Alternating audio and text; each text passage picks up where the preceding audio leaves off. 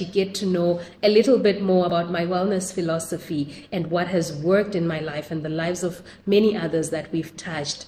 So just the concept of wellness is everything.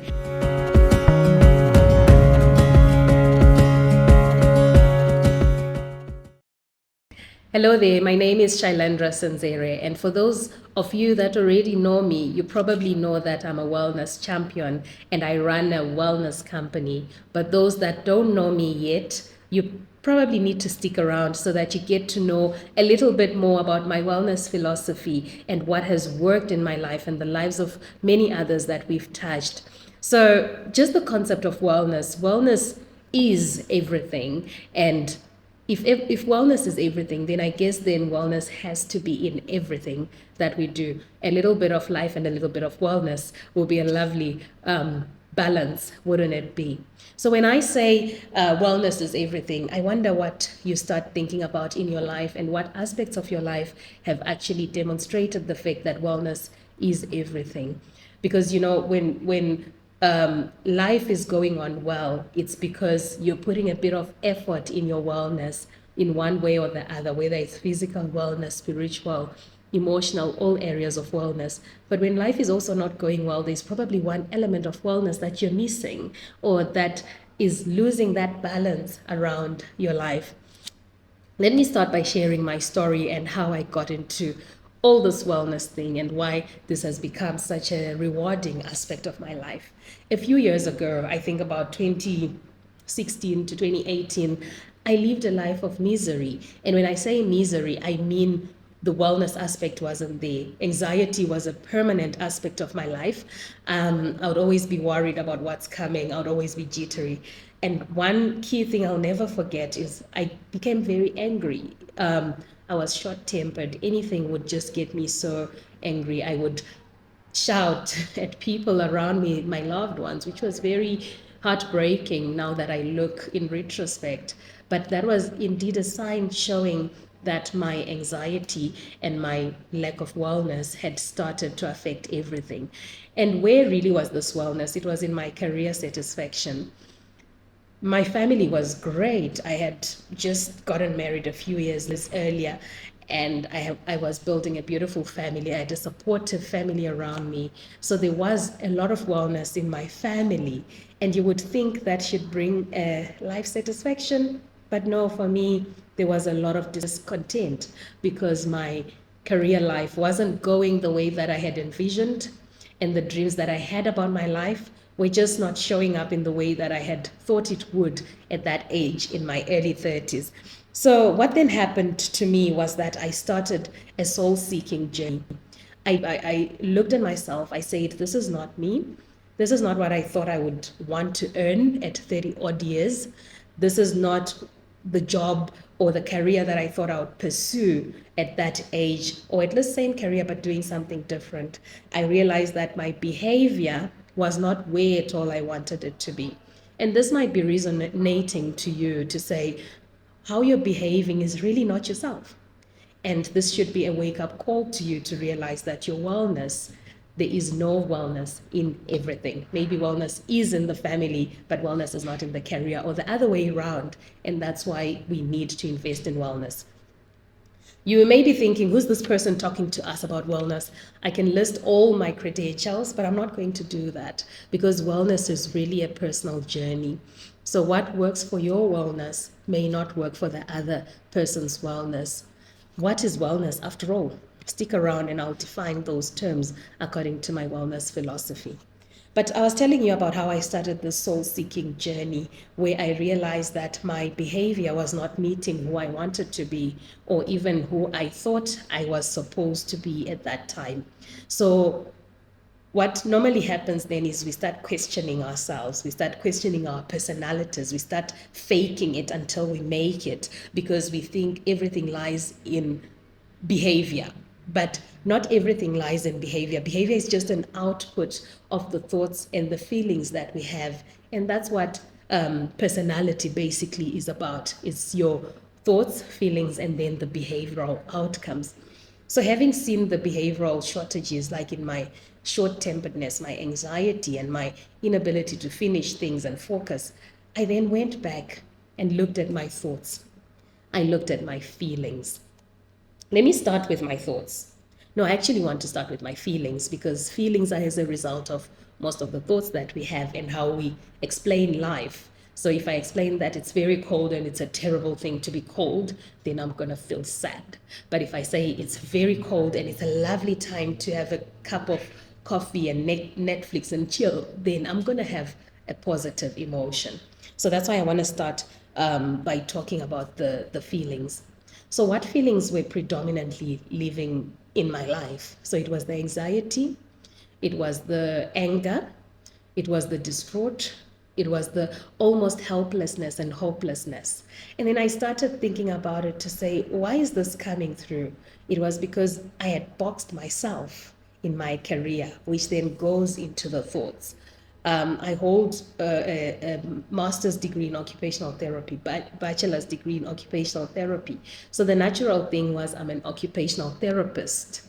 But in that same role of calling myself an occupational therapist, I was losing the enjoyment and satisfaction in my career. And we all know that, any degree comes with two elements. So there's a generalized or general element, the universal components to anything that you study. And then there is a specialized or a skilled component to what you study. What do I mean by generalized? If you can sit through an exam for 3 hours and finish an exam, you've got the skill of focus. You've got the skill of continually thinking and reasoning within a period of 3 hours.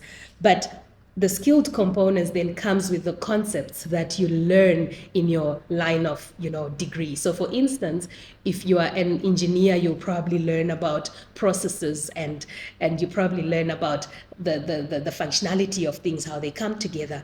But at the same time, you have the ability to reason, to problem solve, which are the general elements that you learn. So I looked at my degree, I was like, what?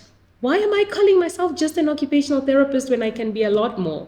I learned all those cognitive skills. I learned specific OT skills that are easily applicable in other areas of life. So in 2019, I said to myself, I'm an entrepreneur. So I want to make money from helping people, from building other people's businesses. And even though I did not have a business degree at that time, there were components of the skill and the universality of what I learned that then could be applied to a business. And what better way would there be, I thought to myself, than to actually focus on the human, the things that I had studied all my life.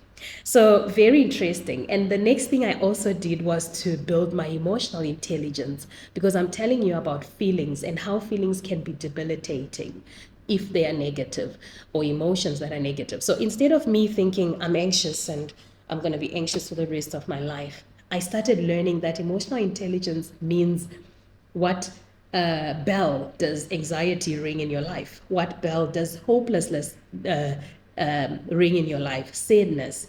So if you start looking at your emotions as like alarms coming to tell you about your state of well-being, then you'll be able to deal with the emotions. At some point earlier in my journey, I thought I'm going to get rid of emotions and work with no emotions, which is a very common phrase that people use. We don't want emotions here. But have you ever thought to yourself that the reason that you dress so well in the morning when you're going to give a pitch or a presentation at work is because of the emotions, that you are probably a bit nervous, but also excited about what's happening. So if we take away those emotions, then what's going to happen to the effort that you would have put? So I learned later on in life that, you know what, I'm here because I'm a very passionate person, and I'm not going to lose my passion, but I'm going to learn how to channel my passion into a productive output. So I went on the journey of learning what emotional intelligence means. I went on the journey of understanding that my emotions do not define anyone around me. They don't define anything about who I am holistically. They just define a point on a long timeline of my life, of where I am feeling in this particular moment. And if I can see why I feel like that, I can channel it positively. So emotional intelligence is a great part of wellness, and it is wellness in everything. And then the other thing that I then went on to were my thoughts. Thoughts still up to now, and anyone, whether very successful, unsuccessful, they'll tell you they really need to watch out for their thoughts. So I told you about how my occupational therapy journey started, a profession I'm still proud of, still practicing to date, but I almost lost a whole significant part of who I am by just boxing myself to occupational therapy. So let's say for, I don't know, since 2010 when I got my undergrad degree until 2016, 17 when this whole transition started, that was 7 years of occupational therapy. But that was also in itself a lot of different things I was doing. So from 7 years, if I had decided all my life was going to be occupational therapy, and now it's about, since then it's about another 7 years or so, to today. And that 7 years is a period of entrepreneurship that is now coupled with the 7 of occupational therapy. So it's 14 of OT, 7 of entrepreneurship. So imagine if I had boxed myself at the beginning, I would not have seen this whole potential that I have. And what did I change at the 7 year mark? It was the mindset, which is my thoughts. Initially, my mindset was fixed. This is what I know. This is what I do. I work in a clinic, I work in a hospital. This is what I know, and this is what I do. That's fixed. But then at that 7 year point that I'm telling you about, I then decided to get a growth mindset. What have I learned from all this, and how can I use it in my next 7 years? And of course, at 7 years, having 7 years experience, I was a novice. When I look at some of the decisions and some of the thoughts I had back then, I realized that I had to relearn something new. But I picked out on all the things that I had learned and how I can, in the same fashion, learn to do something else different that satisfies me. So I say to you earlier, I'll tell you what wellness and well-being is, because there's normally a confusion between the terms. Wellness is the intentional daily actions or momentarily actions and pursuits that we take in order for us to feel good. So, for instance, if I wake up and go to the gym, that is a wellness pursuit. If I, after a day every night, I write in my gratitude journal, that's a wellness pursuit. If I eat healthy and drink water, that's a wellness pursuit. Then well-being, so I mean, that's very tangible and very observable. You can see if you're doing a wellness pursuit. Whereas well-being is more of a subjective feeling of the state of satisfaction that you have with your life. So what I was telling you about what happened in my life in that 2016 to 2018 period, it was a lack of well-being. There was no satisfaction of what my life was like, but I decided then to take steps to get into well-being through taking daily wellness dosages. And that's what this podcast is all about. If wellness is everything, then we need to have a bit of wellness in everything. I hope to see you in the next podcast and just delve through a little bit more about all these things I touched on. I'm still very passionate about personality types. I'm still very passionate about habits and strengths. And in series to come, I will be touching on to that. I'd love to hear what your thoughts are. And if this is at all something that is interesting to you, remember to subscribe and like the channel and share with those around you.